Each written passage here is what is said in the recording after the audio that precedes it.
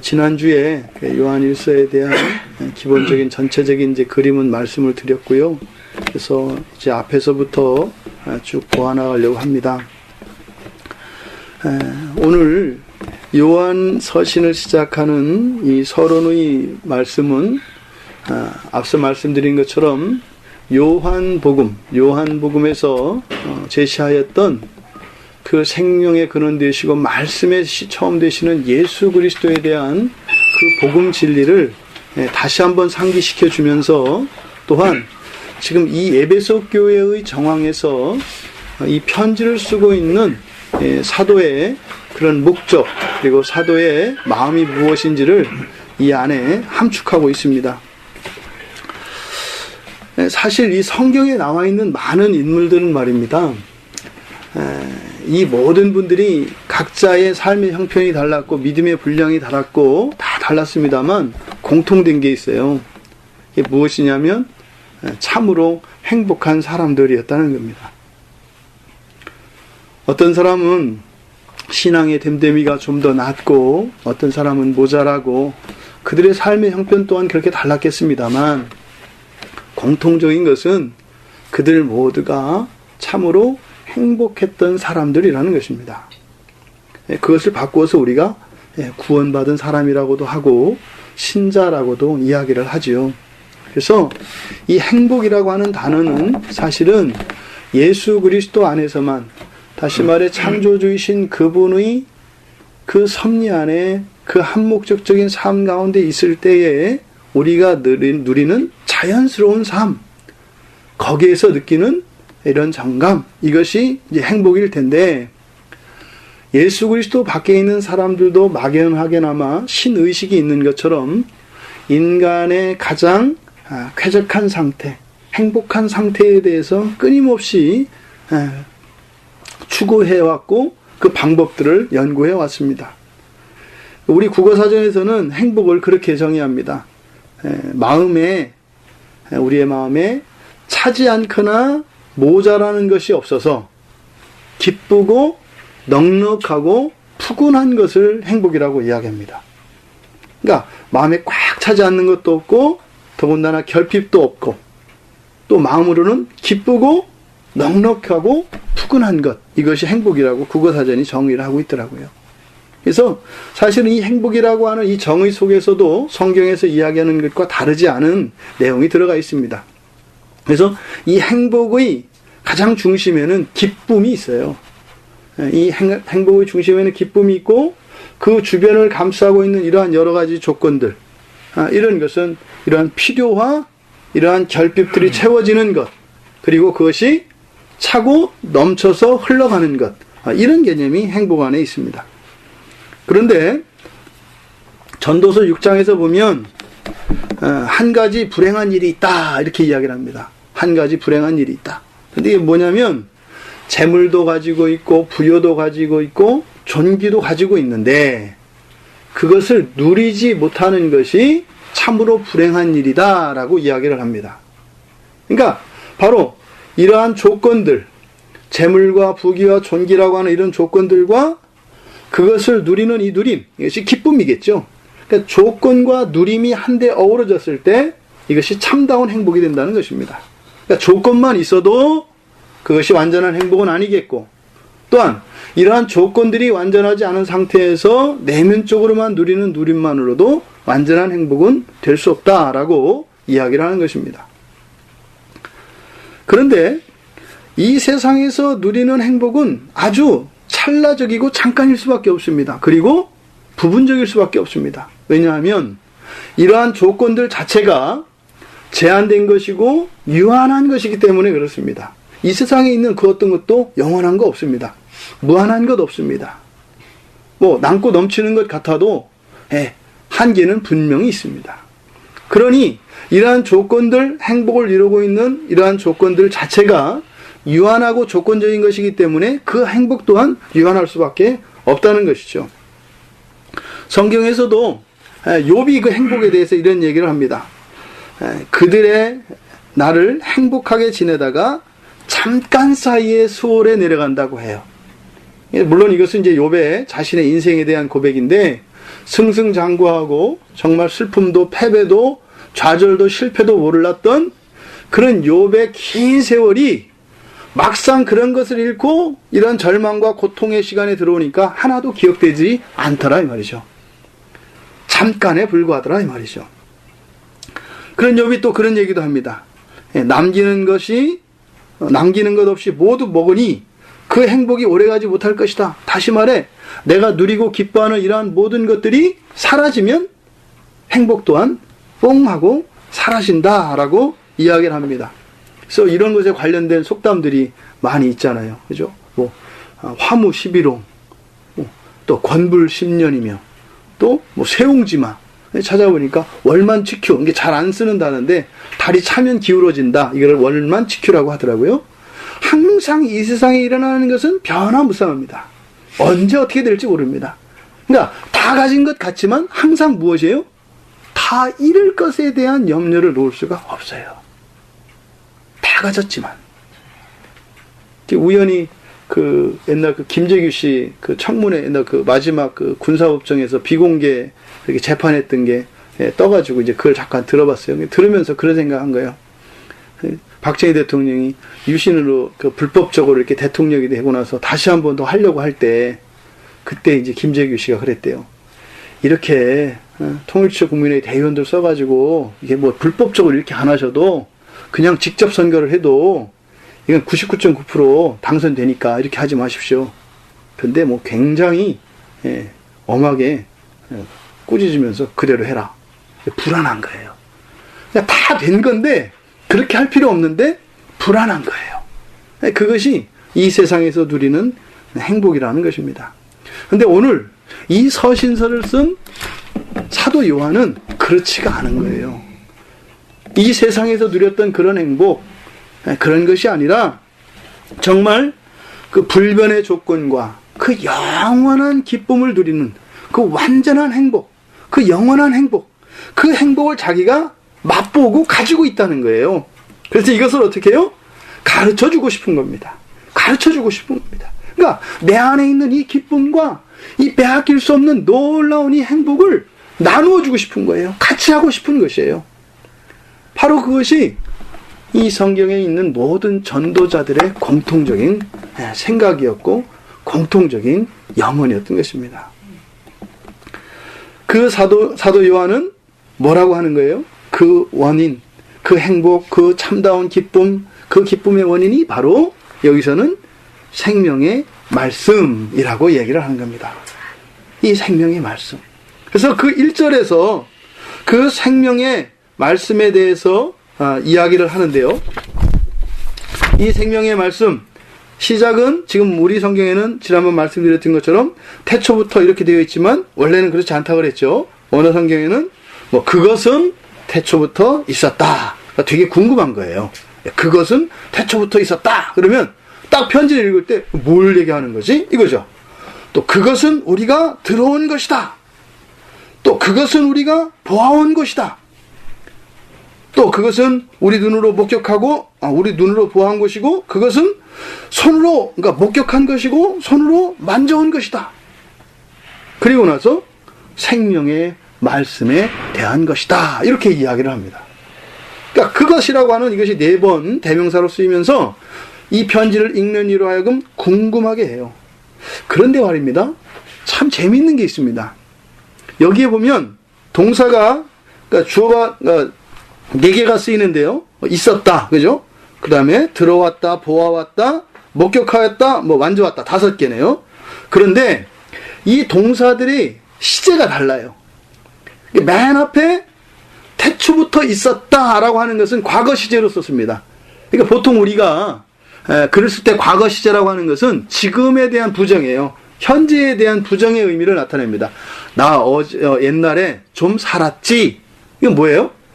지금은 그렇지 않다라는 의미입니다. 그러니까 태초로부터 있었다. 과거래요. 그러면 뭐예요? 요 문장 하나만 있다면 지금은 있어요, 없어요? 없다고요. 과거에만 있는 것으로 끝났다고요. 그런데 그 뒤에 쓰여진 동사의 시제들이 뭐냐면 현재 완료의 시제예요. 현재 완료 시제는 과거로부터 현재까지 계속되어 오는 겁니다. 그리고 사실은 이것은 미래까지도 지향합니다. 그러니까 재밌잖아요. 그 생명의 말씀이 태초부터 있었다 해서 마치 과거적 사건인 것처럼 했다가 그 다음부터는 어떻게 되는 거예요? 그때부터 지금까지 들어왔고 보아왔고 만져왔고 경험되어 왔다. 그러니까 과거 시제를 써서 단절이 일어날 것 같았는데 그 뒤에 현재 완료 시제를 써서 어떻게 해요? 딱 붙여서 하나도 빈틈이 없이 나온 거예요. 그러니까 지금 하나도 끊임없이 계속 되어 왔지만 시제를 통해서 과거 시제를 통해서 단절을 일으켜요. 이것이 무엇입니까? 바로 여기서는 전통에 대한 이야기를 합니다. 우리가 보통 신앙 고백을 할 때 사도신조, 사도신경, 사도신조라고 하죠. 이 사도신경이라는 말은 이게 맞지 않아요. 우리나라가 옛날 그 불교 정서에서 번역을 할 때 이 크리드라고 하는 신조를 사실 신경으로 바꾼 거예요. 그러니까 경이라는 것은 뭐죠? 우리가 언제 써요? 이 성경책에만 쓰는 겁니다. 그러니까 성경이죠. 성경. 그 사도들의 신앙 고백이 성경과 동일할 수는 없어요. 그래서 원칙적으로는 사도신조라고 하는 말이 맞습니다. 그러니까 이런 말 하나도 사실은 바꾸기가 쉽지 않아요. 그걸 왜 새삼스럽게 왜 그런데? 계속 사도신경이라고 해왔는데. 그래서 사도신조라는 말이 엄격히 따지면 맞아요. 그러니까 우리가 그 사도신조를 가지고 신앙 고백하는 건 뭐예요? 사도들이 보고 경험하였던 그것을 나도 믿습니다 이 말이죠. 그 사도적 전통 안에 있습니다 이 말이죠. 그래서 정통교회의 교회됨의 그런 원리가 사도성입니다. 사도성. 그래서 사도들이 본 그것을 우리가 그대로 계승하는 거예요. 이거를 뭐 새로운 버전으로 뭐 리바이스 하거나 이러는 게 아니에요. 이 성경책이 유행 따라서 막 바뀌고 문장이 이렇게 뭐 만연체로 바뀌었다, 건조체로 바뀌었다 이런 게 아니에요. 왜요? 이것은 1.1핵도 더할 필요도 없고 더해서도 안 되고 빼서도 안 되는 완전한 하나님의 계시이기 때문에 그렇습니다. 바로 지금 여기서는 이 전통, 우리의 이러한 생명의 우리의 영원한 기쁨의 원이 되는 이 영원한 이 생명의 말씀, 이 말씀이 어떻게 해요? 계승되어져서 오는 이 전통이 얼마나 중요한 것인지 이야기를 해요. 여러분 대략 아시죠? 지금 이 에베소 교회 안에 어떤 일이 있었는지, 그죠? 잘못된 생각들이 들어왔다고 하잖아요. 그러니까 지금 전통에 대한 이야기를 지금 시제를 통해서 나타내는데 다 그렇다고 해서 똑같은 게 아니다 이거예요. 변질되면 안 된다 이거예요. 성경에서는 이 전통을 굉장히 중요시 여깁니다. 실제로 구약에서나 신약에서나 이 전통의 중요성에 대해서 이야기를 하는데 데살로니가 후서에서 이렇게 이야기를 합니다. 그러나 형제들아 굳건하게 서서 말로나 우리의 편지로 가르침을 받은 전통을 지키라. 데살로니가 교회에게 우리에게 받은 그 전통을 지키라고 이야기해요. 또 신명기에서도 신명기 23장에서도 32장을 보면 옛날을 기억하라, 역대의 연대를 생각해라, 그리고 뭐라고 하냐면 내 아버지에게 물어봐라, 그리고 내 조상들에게 물어봐라 이야기해요. 이것이 무엇입니까? 대대로 조상 대대로 내려져 오는 전수받았던 이 신앙의 전통들, 그 신앙의 유선들을 이야기하고 있는 것입니다. 그런데 이와 반대로 예수님께서는 전통에 대해서 많이 나무라는 말씀을 하세요. 마태복음 15장과 마가복음 7장에서는 하나님 말씀을 폐하는 전통이라고 이야기해요. 그러니까 전통이라는 게 하나님의 말씀을 폐한다라는 의미가 아니죠. 다른 전통에 대해서 이야기를 하는 거예요. 바로 유대인들에 의해서 인위적으로 조작되어지고 사람 중심적으로 되어 있는 그런 바리새인들과 사두개인이 만들어낸 인간적 전통들, 왜곡시키고 이것을 희석시킨 그런 인간적인 전통을 말해요. 그러니까 이 전통을 예수님께서는 하나님 말씀을 폐하는 전통이라고 이야기합니다. 또 심지어는 사도 바울도 갈라디아서 1장 14절에서 이렇게 얘기해요. 유대교를 지나치게 믿어서 내 조상의 전통에 대해 더욱 열심히 있었으나 나는 잘못된 길로 갔다. 그러니까 전통을 열심히 지킨 거예요. 왜요? 그게 하나님을 향하여 나아가는 길이라고. 그랬더니 내 신앙이 엉뚱한 대로 나가는 원인이 되었다라고 이야기를 하는 겁니다. 그러니까 뭐예요? 구약과 신약의 말씀들을 종합해서 볼 때 전통을 통해서 우리의 신앙이 전수되어지고 보존되어지고 지켜집니다. 그러니까 또 반대로 어떻게 해요? 사단 마귀는 이러한 전통을 통해서 우리의 신앙을 왜곡시키는 일들이 예수님 오신 이전부터 지금까지 계속되어 왔다는 것이에요. 온통 성경을 흔드는 사람들, 그리고 기독교의 본질을 훼손하고 바꾸려는 사람들. 그래서 실제로요, 기독교를 기독교로 아는 사람들이 드물어요. 의외로 많지 않습니다. 그러니까 뭐예요? 지금 사도 요한이 이야기한 것처럼 정말 태초로부터 있던 그 생명의 말씀, 보고 경험하였고 목격하였던, 손으로 만진 바 되었던 그 전통이 계승하에 있어야 되는데 다른 것을 따라간 것이에요. 사실은 그 뿌리에는 우리의 정욕이 있습니다. 우리의 죄가 있습니다. 우리는 해바라기처럼 이렇게 굴광성이어서 해를 바라보게 되어 있는 것이 아니라 우리는 해가 아닌 어둠과 우리 내면의 죄를 향하여 자꾸 우리의 마음이 끌리게 되어 있다 이 말입니다. 중생되었고 구원받았음에도 불구하고, 그것이 옳은 것임에도 불구하고, 좋은 것인 줄 알면서도, 그리고 이렇게 해서는 안 된다는 알면서도 불나방처럼 그 불 속으로 죽음을 향하여 뛰어드는 그런 성품이 우리 안에 있다는 것입니다. 그러니까 어떻게 해요? 마지막 순간까지, 예수 그리스도 오실 때까지 우리는 하나님을 의존하지 않을 수 없고요, 그 은혜를 구하지 않을 수 없는 것이에요. 마음을 놓을 수 없는 것이에요. 하지만 또 한편으로는 뭐예요? 이 세상에 만족할 수 없다는 게 돼요. 아무리 이 세상에서 우리가 누리는 기쁨과 신앙의 상태가 온전하여서 만족스럽다 하더라도 만족할 수 없어요. 왜요? 여전히 우리 안에서는 마치 이 자기력과 같이 우리의 마음을 끌어당기려고 하는, 안전한 평안한 우리의 마음을 흔들려고 하는 이런 죄의 이런 자성이 있기 때문에 끊임없이 우리는 힘을 쓰고 버텨야 되는 것이죠. 그래서 어떻게 해요? 완전한 지복의 상태는 예수 그리스도께서 재림하시는 그날에야 이루어집니다. 그러니 성경의 끝에서 마라나타 예수 그리스도여 속히 오시옵소서라고 하는 것이에요.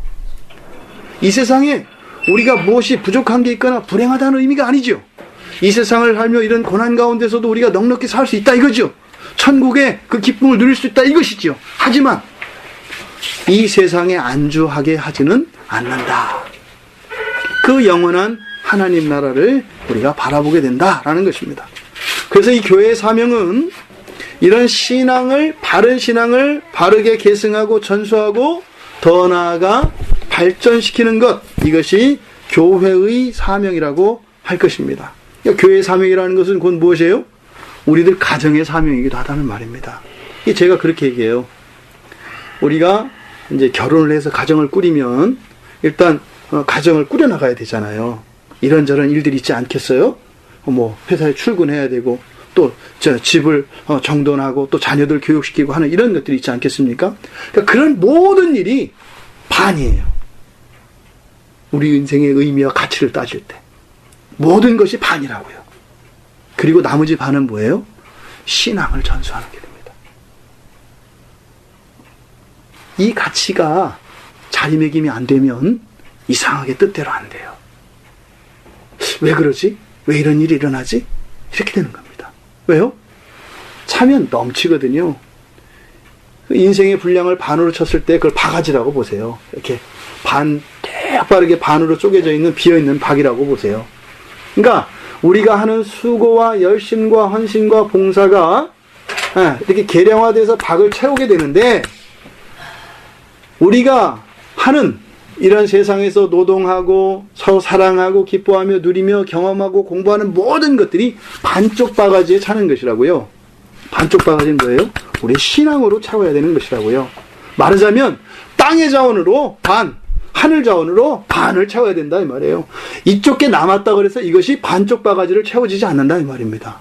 삶의 균형을 잃고 살아가기 때문에 필요 이상의 수고와 필요 이상의 소비를 하고 또 정작 누려야 할 것들을 못 누린다 이 말입니다. 이게 세상의 속임입니다. 그래서 우리는 신앙을 계승하고 전수하는 일, 또 우리의 입장에서는 뭐겠어요? 바른 신앙을 계승하는 것, 그리고 바른 신앙을 전수해서 물려주는 것, 이것이 너무나 중요하다 이 말입니다. 이게 꺾이면 어떻게 돼요? 사도 바울처럼 되는 거예요. 열심히 살았는데 다 헛되다 이 말입니다. 오히려 그것이 죄로 향했다 이 말입니다. 선을 향해서 나의 모든 것을 다 쏟아부었는데 실제로는 죄가 되고 악이 되었다 이 말입니다. 그러니까 신앙의 전수, 이 신앙은 방향을 결정하는 것이라겠죠. 선과 악이 무엇이에요? 하나님을 향하는가, 나를 향하고 세상을 향하는가, 이 차이입니다. 성경을 가지고 죄를 지을 수 있어요, 없어요? 있어요. 이단들이잖아요, 대표적으로. 성경 가지고 죄를 짓잖아요. 근데 우리가 하는 작은 헌신, 하다못해 밥을 하고 하는 이런 걸 가지고 우리가 이거 선을 이룰 수 있어요, 없어요? 있어요. 무엇이에요? 예수 그리스도의 향기를 전해주며 그리스도의 사랑이 무엇인지 이러한 섬김과 이런 봉사를 통해서 나타낸다면 그것이 선이 되는 것이죠. 무엇이냐가 중요한 것이 아니라 이것이 선이냐 악이냐라고 결정하는 것은 하나님을 향하는 것인가, 우리 주 예수 그리스도의 영광을 위한 것인가, 그렇지 않은 것인가 라는 겁니다. 이게 뭐예요? 바로 이 전통, 바른 전통을 물려받고 물려주는 일이다 이 말입니다. 또한 사도 바울은 그래서 우리가 이러한 바른 전통을 회복하는 일에 열심을 내야 되고 힘을 기울여야 합니다. 그런데 이런 바른 전통을 회복하는 것, 이것이 무슨 막 종교개혁을 일으키고 무슨 운동을 일으켜서 그렇게 되는 게 아니죠. 역사의 교훈입니다. 그렇게 되는 게 아니에요. 어디에서 시작이 돼요? 바로 빛의 근원지인 한 개인의 마음에서 시작이 돼요. 그래서 이런 바른 전통의 회복은 각 개인의 신앙의 성숙과 뗄래야 뗄 수 없습니다. 바로 대표적으로 실패한 경우가 이 로마 가톨릭 교회예요. 로마 가톨릭 교회는 전통을 성경과 거의 대등한 위치에 놓습니다. 그러니까 전통이 얼마나 중요한지를 강조하고 그 가치를 유지해 왔다고요. 근데 문제는 뭐예요? 이 전통이 지금 사도 요한이 이야기하였던 태초로부터 있었던 그 바른 생명의 말씀이 이어져 온 그런 바른 전통이 아니라 인간적이고 왜곡적인 전통이었던 것이 문제였습니다. 그래서 무엇입니까? 우리 각 개인 한 사람 한 사람, 우리의 내면 안에서 이러한 끊임없는 성화와 이러한 경건의 삶에 우리 기독교 신앙의 이 전통이 회복되어지는 것이 달려있다라는 것입니다. 그래서 우리 한 개인에서 이것이 이 가정을 차고 넘어서 교회로, 교회에서 이웃으로, 그리고 사회와 국가로, 그리고 온 열방으로 퍼져갑니다. 많이 필요하지 않아요. 많이 필요하지 않아요. 단 한 가정이면 돼요. 한 가정이면 돼요. 왜요? 진리는 빛이어서 어둠을 이기거든요. 시간은, 우리에게는 시간이 문제가 되지만 영원하신 하나님께는 시간은 의미가 없어요. 우리는 자꾸 우리 인생을 기준으로 해서 우리가 살아있는 동안 무엇을 자꾸 하려다 보니까 정작 중요한 것을 잃어버리는 이런 어이없는 실패를 맛보게 됩니다. 내 때에 무엇을 하려고 하는 이것이 아니라, 그래서 처음에도 말씀드렸습니다만 이렇게 한 켜 한 켜 쌓아져가는 신앙, 이것이 가장 중요하다 이 말입니다. 저 자신도 돌아보게 돼요. 우리 아이들 미안한 생각이 항상 듭니다. 내가 조금 더 일찍 하나님 말씀에 온전히 빛을 좀 일찍 비춰줬더라면 이 아이들에게 신앙을 좀 더 전수해 줄 수 있었을 텐데. 그래서 내가 걸었던 그 길을 다시 걷게 하지 않고 되돌이표해서 다시 돌아가는 것이 아니라 계속 이어져 쌓여져 이 토대 위에서 살아갈 수 있게 할 수 있었을 텐데, 이런 아쉬움이 들어요. 하지만 지금이라도 우리는 그 일을 위하여 열심을 내고 하나님의 은혜를 구해야 될 줄 믿습니다. 그렇다면 그 2절에서는 그런 바른 전통의 내용에 대해서 이야기하고 있어요. 이런 성격과 내용에 대해서. 그 전통, 바른 전통, 그 생명의 말씀을 이어오는 이런 신앙의 바른 전통, 이것의 성격은 어떠냐? 2절에서 보니까 어떻게 했다 그래요? 이 생명이 나타나신 바 된지라. 찾아낸 게 아니죠. 나타내신 바 되었다라고 합니다. 그러니까 이것은 하나님께서 먼저 보여주셔야 우리가 경험할 수 있고 누릴 수 있다 이 말입니다. 그러니까 이 영원한 생명의 말씀에 있어서는 우리는 어떻게 해요? 절대적으로 무기력하다 이 말입니다. 우리에게는 아무런 힘도 없고 이것은 우리가 이것을 누려야 할 어떠한 정당한 이유도 없다 이 말입니다. 그래서 완전한 인간의 무기력을 이야기합니다. 요한 자신이 지금은 그런 어마어마한 생명의 말씀 안에서의 기쁨과 행복을 누리고 있지만 이것은 나와는 상관없는, 나는 조금도 여기에 기여한 바 없다라는 것을 이야기합니다. 그럼 이것은 우리를 절망으로, 낙담으로 몰아가게 하지 않아요. 그럼 우리는 이걸 위해서 어차피 우리가 아무것도 할 수 없으니까 내가 누릴 수 있는 게 아니네? 이게 아니죠. 그러니까 중생한 사람들에게는 여기에서 무엇을 봐요? 하나님의 절대 주권을 보는 거예요. 그러니까 인간의 이런 완전한 무기력함, 이런 완전한 부패는 하나님이 크신 것을 나타내는 것이지 소망 없음을 얘기하는 게 아니다 이 말입니다. 우리 그리스도인들이 겸손해지고 낮아지는 이유는 뭐예요? 하나님은 너무 크셔서요. 더 커지실 수가 없어요. 하나님이 커지실 수 있는 것은 뭐예요? 우리의 교만이 깨어지고 우리의 죄가 녹아질 때 그만큼 하나님이 커지시는 거예요. 그러니까 하나님이 커질 수 있는 것은 우리 각자의 영역 안에 있는 이 어둠, 이 죄가 내려놓아질 때 그만큼 하나님이 커지는 거예요. 말도 안 되죠. 사람이 뭔데? 그러니까 하나님의 모든 기대가 한 개인 안에 있는 것입니다. 그래서 이러한 하나님의 절대 주권을 우리는 바라보게 되는데요. 하나님의 절대 주권은 일방적이고 기계적인 게 아니죠. 하나님은 우리의 인격을 사용하십니다. 그래서 이러한 절망 가운데서 낙담하게 되는 것이 아니라 오히려 우리 안에 주셨던 일반 은총 영역 안에서의 우리의 모든 성품들과 우리 안에 있었던 모든 선한 것이라고 여겨지는 작은 것조차 하나님께서는 사용하셔서 하나님의 이 영원한 생명의 말씀으로 우리가 이 영원한 기쁨을 누리도록 인도해 주시는 것입니다. 그런데 여기서 함정이 있습니다. 우리들은 여전히 죄 가운데 있기 때문에 그러면 우리는 아무것도 할 수 없고 하나님의 전적인 하나님의 주권에 전적으로 달려있다. 그러면 자칫하면 여기서 삐끗하면 어디로 나가야 돼요? 우리는 할 게 없네. 심지어는 그러면 나의 실수와 이러한 범죄도 하나님의 주권에 의한 것이네. 이거를 이제 복음적으로 해석하면 어떻게 돼요? 이런 것도 다 하나님의 뜻 가운데 있으니까 너무 그렇게 한 거에 대해서 자책하지 말고 그것도 하나님이 선하시게 바꿀 거니까.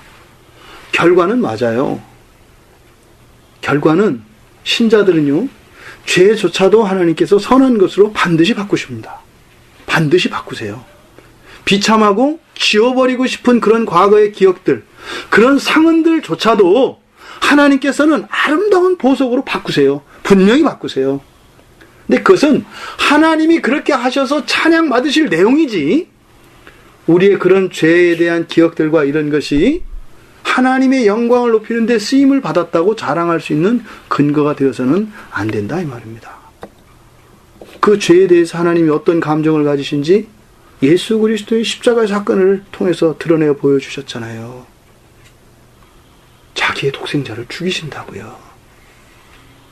작은 죄 하나에도 당신의 아들을 죽이신다고요. 우리가 감당할 수 없기 때문에 그 예수 그리스도를 십자가에 못 박아 사람으로 나타내셔서 죽음을 경험하게 하신다고요. 그러니 구원받은 자는 죄를 지을 수 있어요, 없어요? 없어요. 죄를 지으면서 나는 구원받았다고요? 그런 게 어디 있어요. 하나님이 죄에 대하여 얼마나 그것에 대하여 혐오하시고 그것을 얼마나 미워하시는지 안다면, 내가 구원받아서 하나님의 몸에 접붙여졌는데 그 죄를 짓고 산다? 그럴 수 없어요. 그런데 어떻게 해요? 예수님이 오실 때까지는 우리는 중간기적 한계 상황 아래 있어요. 그럼에도 불구하고 우리는 죄를 지을 수밖에 없습니다. 그래서 하나님이 그러시죠. 죄를 용서해 주신다고요. 죄를 짓지 않습니다. 죄를 용서받습니다. 이것이 그리스도인의 현재적 실존입니다. 우리는 그 하나님의 절대 권세에 의지하고 우리가 산 가운데 성령을 통하여 우리가 그런 영원한 빛이 우리 안에 있음에도 불구하고 이런 죄의 소욕을 쫓아가려 하고 그것을 체념하고 있는 우리의 자신들을 일깨워야 할 것입니다. 우리들 한 사람 한 사람의 변화가 우리의 의지적인 노력이 아니라 하나님의 은혜에 대한 현재적인 누림으로써 기독교의 바른 전통을 세워나간다 이 말입니다. 요즘 교회 보세요. 세상 사람보다 얼마나 인격적으로 못된 사람들이 많아요. 그러니까 어떻게 돼요? 기독교의 전통이 왜곡되잖아요. 개독교라고 하는 말도 안 되는 이런 이름을 붙였잖아요. 그리스도인이라고 하는 이 이름은 영광스러운 이름이었어요. 안디옥 교회 교인들에게 붙여진 그리스도인이라는 이 이름은 멍청한 사람들이라고 하는, 그 사람들 눈에는 멍청한 사람들이라고 하는, 하지만 우리들의 신앙의 눈으로 볼 때는 영광스러운 이름이었어요. 왜 저렇게 핍박을 받으면서도 저항하지 않고 손해를 보면서도 자기의 권리를 주장하지 않는가? 왜 저렇게 미련하게 사는가? 그리스도인들이라는 이름입니다. 이 개독교인이라는 이름은 뭐예요? 어쩌면 저렇게 자기도 집단주의적이며 개인주의적이고 지들만 생각하는 것일까라고 하는 정반대의 이름이 바로 오늘날 불려지는 우리 기독교인들의 실존입니다. 왜요? 전통이 왜곡됐기 때문에 이 말이에요. 전통이 왜곡이 어디서 나왔다고요? 뭐 교회가 잘못해서요? 뭐 목사들이 잘못해서요? 뭐 신학이 천만에요. 우리들 신자 한 사람 한 사람들의 삶이 바른 전통의 그 토대 위에 서 있지 않았기 때문이라고 이야기하는 것입니다. 스리랑카 선교를 가는데요. 작년에 버스 운전기사가 나중에 저를 찾아와서 복음을 얘기해 달래요. 이분은 불교 신자였거든요. 이분이 우리와 함께 먹고 자고 동고동락 일주일 동안 하면서 본 거예요. 그리고 집회할 때마다 멀찌감치 들리니까 처음에는 이렇게 꺼려서 이렇게 멀리 가더라고요. 근데 있으니까 심심하니까 뭐예요? 주변을 얼쩡얼쩡 하다가 한마디가 들어온 거예요. 근데 이 사람이 보니까 자기가 알고 있었던 기독교와 다른 얘기를 제가 하더래요. 이게 처음에는 거짓말한다 이랬대요. 기독교는 저런 거 아닌데. 근데 자꾸 얘기를 하고 또 우리들이 생활하는 걸 보니까, 우리 교회 지체들이 사는 걸 보니까 그 설교했던 내용이 맞더래요. 말로만 그런 게 아니라 이 사람들 생활하는 거 보니까 그렇게 살더래요. 나중에는 적극적으로 듣기 시작했어요. 그랬더니 이 사람 마음속에 흐느낌이 일어났어요. 그래서 이분이 놀라운 게 저한테 고백한 게 뭐라고 하는지 아세요? 목사님, 큰일 났습니다. 왜요? 이거 스리랑카 사람들한테 빨리 전해줘야 됩니다. 스리랑카에서는 기독교를 이렇게 배우지 않아요. 스리랑카에서는 기독교를 이렇게 말하지 않아요. 이게 진짜 기독교라면, 그리고 제가 지내보니까 이게 맞는 것 같아요. 이거 빨리 알려줘야 돼요. 우리 스리랑카 사람들 이거 잘못 알고 있어요. 바른 전통을, 바른 모습을 본 거예요. 그러니 당장 내 아내에게, 우리 아이들에게, 우리 친지들에게 복음을 전해달라고 해요. 그 시작이 어디에 있다고요? 바로 그리스도인 한 개인의 마음속에 이제 구원받은 사람으로 죄와 타협하지 않으며 그것과 싸워 이길 수 있는 은혜를 하나님께 구하며 살아가며 내 삶 속에서 현재적으로 일어나는 이런 변화에 대해 경험이 기독교의 전통을 바로 계승받고 바로 전수시켜주는 길이다 이 말입니다. 이것을 바로 사도가 여기에서 이야기하는 겁니다. 그 바른 전통은 바로 이런 것이다. 바로 이런 것이다. 근데 이러한 바른 전통, 이것은 힘이 있어요. 힘이. 어떤 힘이 있어요? 이 전통을 받으면 전하게 된다 이 말이에요. 아까 스리랑카 그 버스 운전기사처럼 사도 요한도 그거예요. 지금 이야기하잖아요. 그 전통의 내용들이 영원한 생명을 보고 증거했던 것, 그 바른 전통이다. 근데 어떻게 해요? 이것을 너희한테 전한다 이거예요. 내가 무엇을 위해서 하는 게 아니에요. 이거는 당연히 일어나는 논리적인 프로세스예요. 밥을 먹었다? 배부르다 이거죠. 이런 영혼의 기쁨이, 영원한 기쁨이, 이런 생명의 말씀이 들어오면 이렇게 될 수밖에 없다는 것입니다. 그래서 사도 요한이 자기가 이렇게 복음을 전하고 이 생명의 말씀을 전하는 이유가 바로 뭐예요? 그것을 경험했기 때문이라고 이야기를 하는 것입니다. 사도 바울도 그렇게 얘기하잖아요. 에베소서 3장 8절에서 보면 모든 성도 중에 지극히 작은 자보다 더 작은 나에게 이 은혜를 주신 것은 뭐라고 해요? 측량할 수 없는 그리스도의 풍성함을 이방인에게 전하게 하시고 이렇게 얘기해요. 그런 은혜를 받으면요 나팔수가 된다고요. 뭐 성격이 어떻고 그런 게 아니에요. 환경이 어떻고 그런 게 아니에요. 그저 스치며 지나는 이들에게도 또 길가에 어려움에 처해 있는 사람에게도 그리스도의 사랑을, 이 영원한 생명을 전하게 되어 있다 이거예요. 사형리를 줄줄줄 외우고 전도 폭발로 해서 막 이렇게 하고 말로 줄줄줄 깨서 설득시키고 이런 게 아니에요. 그 마음속에 알 수 없는 어떤 무형잡력과 같은 것이 그 마음에 깊은 감화를 줘서 끌림으로 나오는 거예요. 이것이 바로 참다운 전도입니다. 지금 사도가 쓰고 있는 이 편지가 그런 것이죠. 자기가 지금 틀린 것을 바로잡고 고쳐주고 교정해주고 교리가 이런 걸 얘기하는 게 아니죠. 자기가 본 바, 들은 바, 만져본 바를 이야기하고 있는 것이죠. 그래서 생명과 진리를 전하는 저 같은 설교자도 마찬가지고 전도자도 마찬가지고 선교사고 누구 다 마찬가지입니다. 선은혜 후전도입니다. 은혜를 받았기 때문에 전도를 하는 것이에요. 이것은 바꾸어 말하면 뭐예요? 전도는 은혜에 기초해야 된다 이겁니다. 순서가 바뀌면 안 되죠. 전도해서 은혜를 받으려고 그러면 일 나는 겁니다.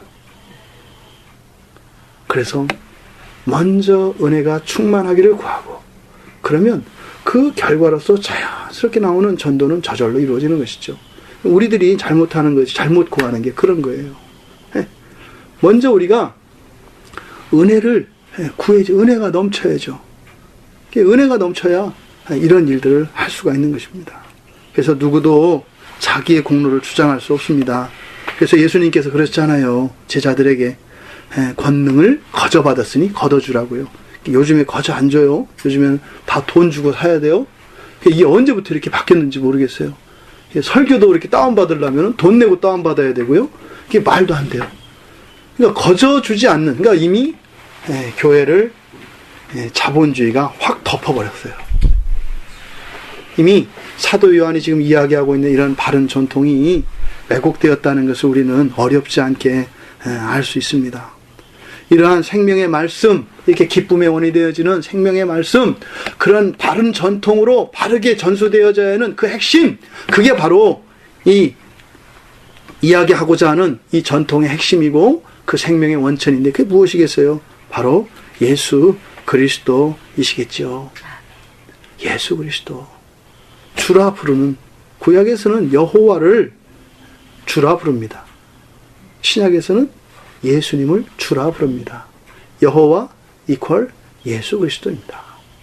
이게 이제 하나님의 이름을 가지고 이제 기회 되면 한번 나눌 기회가 있겠습니다만 놀라운 그런 신비가 담겨져 있습니다. 바로 사도 요한이 자신의 본성이 바뀌고 자신의 인생의 의미가 달라지고 정말 이 세상에 모든 것을 다 주고도 바꿀 수 없는 그러한 정말 영원한 행복, 영원한 기쁨, 그것이 바로 예수 그리스도였다. 그것을 내가 보았고 그래서 증언하고 전한다. 이렇게 이야기하는 것입니다. 이때 전도라고 하는 것은 자신의 지식과 지혜를 말로 설득하거나 사람을 이해시키는 것이 아니죠. 경험하는 겁니다. 경험하는 겁니다. 이때 에베소 교회는 이런 하나님이 보여주셨던 계시가 아닌 인간 지식의 전통들, 인위적으로 조작되고 왜곡된 전통들이 흘려 퍼졌습니다. 그러니 어떤 일이 일어나요? 다툼이 일어난다고요. 하나님의 복음은, 이 생명의 말씀은 다툼이 평화로 바뀌는 일이 일어납니다. 분리가 연합되어지는 일이 일어납니다. 어떤 경우에든 하나님의 말씀은 그런 분리가 통합되어지는, 연합되어지는 이런 일이 일어나요. 물론 어둠에 대해서는 다툼이 일어나요. 하지만 결국에는 어떻게 돼요? 빛으로 통합이 이루어집니다. 그런데 이러한 참다운 생명의 말씀이 아닌, 참다운 예수 그리스도의 전통이 아닌 다른 것이 전해질 때는 자꾸 파당이 일어나는 거예요. 그러니까 오늘날 개신교회 여러 가지 교단과 분파들이 나뉘는 것, 이것은 무엇입니까? 확실한 증거예요. 무엇인가가 섞여 들여왔다라는 거예요. 무엇인가가 섞여 들여왔다. 이것은 구체적으로 1번, 2번, 3번이 아니라 영적으로 보고 하는 거예요. 그런 게 아니거든요. 하나 되어지고 온전한 연합이 예수 그리스도의 몸이 커가는 것이죠. 이러한 은혜, 이러한 생명의 말씀이 이 사도 요한 안에 기쁨과 행복의 원인이었습니다. 그래서 이 복음이 자기한테 온 것은 결국은 그것을 전하게 된다라고 해요. 그러니까 다 뭐라고 하냐면 이런 은혜를 받은 결과, 다시 말해, 그러니까 하나님, 그러니까 우리가 하나님을 이렇게 유추하는 거죠. 아하, 왜? 복음을 받고 나면, 이러한 생명의 말씀을 받고 나면 전하게 되니까 우리가 이제 거꾸로 거슬러 올라가서 연역적으로 우리가 그렇게 추론하는 거예요. 아, 하나님께서 우리에게 이러한 생명의 말씀을 주시고 복음을 주시는 목적이 전도하는 것이구나. 그 이야기를 지금 요한 사도가 이야기하는 겁니다. 아까 읽었던 에베소서 3장 9절에서도 사도 바울이 그렇게 얘기를 해요. 은혜를 주신 목적이 이러한 전도와 사귐이라고 말입니다. 똑같은 이야기예요. 여기서 사도 요한이 이야기하는 것과 사도 바울이 에베소서에서 이야기하는 내용이 똑같아요. 전도하고 사귀는 것. 근데 이러한 사귐이 3절에서 이제 나타나는데요. 3절을 보면 우리가 보고 들은 바를 너희에게도 전함은 너희로 우리와 사귐이 있게 하려 함이니, 이렇게 얘기하죠. 그러니까 이게 지금 하나님께서 예수 그리스도를 통하여 우리에게 복음을 줬을 때 우리와 하나님이 연합하게 됩니다. 하나님과 사귀게 돼요. 그러면 우리가 또 그 복음을, 생명의 말씀을 누군가에게 전하게 돼요. 그러면 사귀게 돼요. 그런데요, 이상한 얘기를 해요. 보세요. 뭐라고 해요? 목적이, 너에게 전하는 목적이 뭐래요? 사귀는 거래요. 우리가 정말 진지하게 한번 고민해 봅시다. 지금까지 우리들이 신앙생활 해온 걸 한번 고민해 보자고요. 우리가 우리들 자녀에게 말씀을 가르치고 신앙을 전수하고 또 교회에서 예배를 드리고 또 복음을 전하고, 그러니까 지체들끼리 뭐죠? 뭐 구역 모임하고, 이게 다 복음 전하는 거예요. 간증 다 복음 전하는 거거든요. 이 목적이 어디에 있나? 심지어는 길거리에서 노방전도를 하고 각 가정을 찾아가서 축구전도 할 때 그 목적이 무엇이었는지 한번 우리가 정직하게 생각을 해보자고요. 요한은 뭐예요? 사귐이래요. 저도 이 말씀 묵상하면서 제가 전도하던 그 장면들을 생각해봤어요. 저는 사도 요한보다 훨씬 더 훌륭한 사람이더라고요. 왜냐하면 사도 요한은 사귐을 위해서 그렇게 전도를 했다 그러는데 저는 영혼 구원을 위해서 했더라고요. 훨씬 훌륭한 사람이에요. 제가 스케일이 사도 요한보다 비교할 수 없을 정도로 큰 사람이에요. 근데 삶의 모양새는 정반대더라고요. 왜요? 할 수 없는 거를 말로만 주저리 한 거예요. 바랄 수 없는 것을 이 상상력으로 이렇게 허구를 만들어낸 거예요. 잘못 본 거예요. 그러니까 맨날 헛방이에요. 교회들 보세요. 막 커집니다. 근데 그 아이러니가 그러잖아요. 300명 되는 교회에 있을 때보다 3,000명 되는 교회가 있으면 어떻게 되는 거예요? 사귐이 10배 커져야 되는 거예요. 최소한. 그렇잖아요. 그런데 어떻게 돼요? 줄어들어요. 어디로? 구역 식구로 줄어들죠. 기껏해야 무슨 성김이나 하면 그 소속되어 있는 이런 분들로 줄어들죠. 근데 300명일 때는 다 사귀거든요. 그러니까 이러한 복음을 전하는 이러한 모든 일들과 이런 조직들 안에는 사귐이 회방을 받으면 안 되는 거예요. 사귈 수 있는 한도가, 사귈 수 있는 그 범주 내에서 이런 것들이 일어나야 되는 거예요. 그러니까 심지어는 물질이며 이런 것도 마찬가지예요. 일도 마찬가지예요. 우리의 사귐을 방해하는 것이라면 이것은 복음에 반하는 것이다 이 말입니다. 잘라낼 수 있어야 합니다. 그게 그리스도인의 바른 삶입니다. 그래서 이 사귐이라고 하는 것은 그런 거 아니겠어요? 시간과 공간으로 모임에 함께 참여하는 겁니다. 그리고 서로 교제하고 필요를 따라 서로 돕고 나누며 공동체를 이루는 겁니다. 이거는 제가 성경에서 사용된 이 코이노니아라고 하는 단어를 용례들을 찾아서 정리한 겁니다. 그래서 이러한 사귐에는 연보하고 서로 도와주며 서로 봉사하고 함께 모여서 친구가 되어지고 교제를 나누는 이러한 모든 것이 이 사귐이라고 하는 단어 안에 포함되어 있습니다. 그런데 이 사귐은 3절에 보면 성령, 맨 끝에 보면은 이러한 사귐이 아버지와 그의 아들 예수 그리스도와 더불어 누림으로 나가죠. 그러니까 이러한 우리들의 사귐이 하나님, 성삼위 하나님과의 사귐으로 확장되어져 나가는 겁니다. 그러니까 이런 전하는, 우리가 복음을 전하고 생명의 말씀을 전하는 것은 이러한 기쁨들을 통해서 함께 사귀게 하는 것인데, 우리가 이 세상에서 이렇게 지내기 좋도록 하는 것이 아니라 뭐라는 거예요? 결국은 하나님과 사귀기 위하여 이 일들을 하는 것이다 이 말입니다. 그래서 참된 기독교의 여부는 이 사귐으로 나타납니다. 참된 가정의 지표가 무엇이에요? 이런 사귐으로 나타나는 거예요. 부부 사이에 이러한 참다운 사귐이 있는가? 부모와 자녀 간에 이러한 참다운 사귐이 있는가? 우리가 기도하고 말씀을 보는 이 시간들을 통하여 하나님과의 이러한 사귐이 있는가? 이것이 우리의 신앙의 바로메타라는 것을 우리가 알 수 있습니다. 바로 이렇게 하나님과의 사귐, 이것은 1대1의 사귐이기도 하겠습니다만 결국에는 이 안엔 무엇이 있어요? 교회를 이루어, 이것이 한 개인의 교제가 교회를 이루기도 하지만 이 교회를 이루는 것이 바로 하나님과의 사귐의 수단이 되는 것입니다. 그래서 예로부터 교부들이 교회 안에만 구원이 있다라고 이야기를 하는 거예요. 이거 뭐 교회 안 다니면 구원 못 받아, 이런 얘기하는 게 아니에요. 뭐예요? 우리들의 개인적인 사귐이 하나님과의 사귐이 되어야 하고 하나님과의 사귐이 우리 지체들과의 사귐이 되어야 한다 이 말입니다. 요즘에 하도 교회 문제가 많이 생기니까 무교회주의자들이 자꾸 드러나요. 그냥 끼리끼리 모여서 우리끼리 성경 가지고 보면 성경이 하나님 말씀이니까 되지, 모였으니까 교회지. 그렇지 않아요. 그렇지 않아요. 이러한 유형교회 안에, 조직교회 안에서 하나를 이루어가는 일, 지금은 여러 가지 어려움들이 있고 문제가 있습니다만 그것의 회복을 꿈꾸며, 언제요?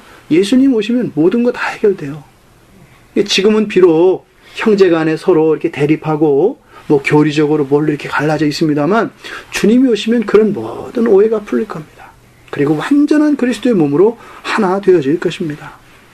그래서 교회를 통한 그리스도의 연합, 이것이 결국은 우리를 이 세상에 살아가며 참다운 행복, 참다운 기쁨을 누리게 하는 것이라고 오늘 성경에서 이야기하는 것입니다. 그런데요, 4절에서는 뭐라고 해요? 우리가 이것을 쓰면 우리의 기쁨이 충만하게 하려 함이라. 지금 앞에서 쭉 전개되었던 논지는 뭐예요? 내 안에 있는 이 기쁨을 너희들한테 줘서 너희들도 이 사귐, 그러니까 이 기쁨을 너희들도 누리게 하려는 것, 이렇게 하잖아요. 근데 끝에서는 완전히 반전이에요. 결국에는 이렇게 했을 때 이거는 우리의 기쁨이 충만하게 하려는 거예요. 그러니까 이 충만이라는 것은 하나님으로부터 오는 것인데 흘러 넘치는 것은 누구에게서 오는 거예요? 지체들 안에서 있는 거예요.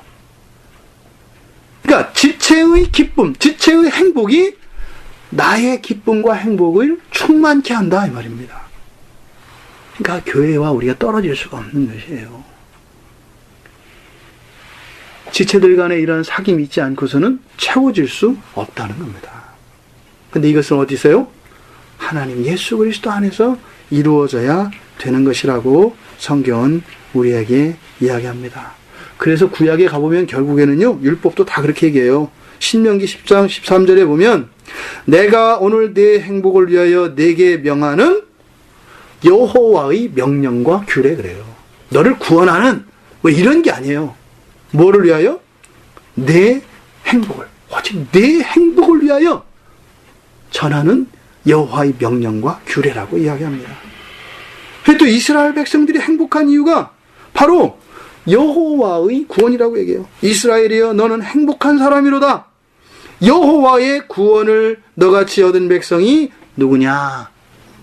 바로 여호와의 사귐이 행복의 이유라고 이미 구약에서도. 그러니까 구약과 신약은 다르지 않아요. 보통 율법과 복음을 자꾸 나누는데 그렇지 않습니다. 구약에 있는 것은 율법이고 신약은 복음이고 그렇지 않아요. 복음서를 율법으로 쓸 수가 있고요. 십계명을 복음으로 쓸 수가 있는 것이에요. 이러한 복음은 이미 구약과 신약을 꿰뚫는 것입니다. 율법도 신약과 구약을 꿰뚫는 것입니다. 늘 우리는 율법과 복음 사이에서 갈등하고 혼돈이 일어나요. 그러니까 사두개인 바리새인들 이들이 복음을 복음으로 받아들이지 않고 무엇이에요? 율법으로 받아들이는 것이에요. 바로 이것, 율법과 복음을 혼돈시켜서 우리 안에 있는 기쁨을, 현재적인 기쁨을 빼앗아가려고 하는 이러한 노력이 사단에게서 끊임없이 계속되어집니다. 그런데 바로 이러한 모든 것들을 이길 수 있는 그러한 기쁨이 어디예요? 이 교회 공동체 안에 있다는 것이에요. 이 코이노니아를 통해서, 이 교회 공동체를 통해서 태초부터 계셨던 그 생명의 말씀으로 이어진 예수 그리스도를 또 사도를 통하여 내려왔던 이 바른 전통을 교회에 세움으로써 이 세상을 우리가 이기며 살아갈 수 있다고 이야기하는 것입니다. 부디 너의 기쁨이 차고 넘쳐 나의 기쁨이 차고 넘치는 이 원리가 우리 모두 개인들에게 적용되기를 바랍니다. 그래서 사실은 교회를 한자로 쓸 때 가르칠 교자 쓰거든요. 그래서 성경을 보면 우리가 교회를 한자로 쓴다면 사귈 교자를 써야 맞아요. 그래서 구약에서 칼, 에클레시아 해서 부르심을 받은 자들의 모임으로서 여기에 말씀이 가르쳐지는 이런 교육 중심적인 이런 개념이 되어져 있는데 사실은 복음에서 볼 때 이 교회의 교자는 사귈 교자가 맞아요. 그래서 우리들의 헌신과 열심보다 하나님은 우리 성도들 간에 이러한 그리스도 안에서의 사귐을 더욱 기뻐하십니다. 예배를 예전으로 받으시는 하나님이 아니라 우리들의 기뻐하시는 그 교제에 하나님이 예배로 받으십니다. 이 말씀을 통해서 우리가 지향하는 교회가 어떤 교회인지, 그리고 여러분들이 세워야 할 교회가 어떤 교회인지, 그리고 어떤 가정인지 마음에 새기시고 그 교회의 전통을, 바른 전통을 회복하기 위하여 우리 함께 나아가는 믿음의 동역자들이 되기를 바랍니다. 또 그렇게 원하는 이들에게 하나님께서 은혜 주실 줄 믿습니다.